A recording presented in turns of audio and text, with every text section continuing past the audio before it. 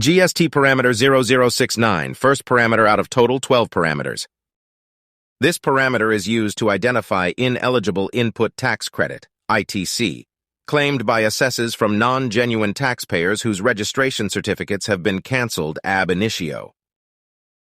Parameter 0069 is one of the many parameters used by the GST department to identify non-compliance by assessors. It is used to identify cases where assessors have claimed ineligible input tax credit, ITC, from non-genuine taxpayers whose registration certificates have been cancelled ab initio. The GST system allows assessors to claim ITC on inputs used in the course or furtherance of their business. However, this ITC can only be claimed if the supplier of these inputs has paid the applicable taxes and has filed their GST returns in compliance with the GST law. In cases where a supplier's registration certificate has been cancelled ab initio due to non-compliance with GST law, any ITC claimed by assessors from such suppliers would be deemed ineligible. This is where parameter 0069 comes into play.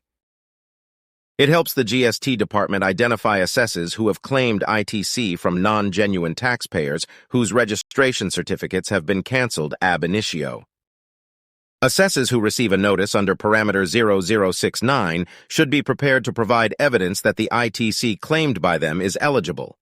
They may have to provide details of the input supplier, such as their GST registration number, the amount of ITC claimed, and invoices related to the claimed ITC. You should prepare following documents to submit it before your jurisdictional officer. 1. List of purchase invoices and list of debit notes and credit notes issued in respect of purchases like purchase register, debit note, credit note register, where all details of invoices must contain. 2. Reconciliation statement between purchase invoices as per books and available on portal that is under table GSTR2A.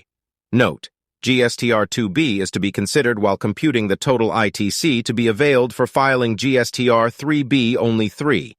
All invoices which prepared in accordance to Section 31(1), 31(2), read with Rule 47 of CGST Act 2017, with e-invoice and e-way bill if required to be prepared as per GST laws.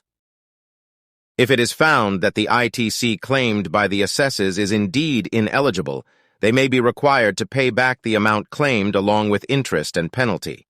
This could lead to additional financial burden on the assessee and may also negatively impact their compliance rating.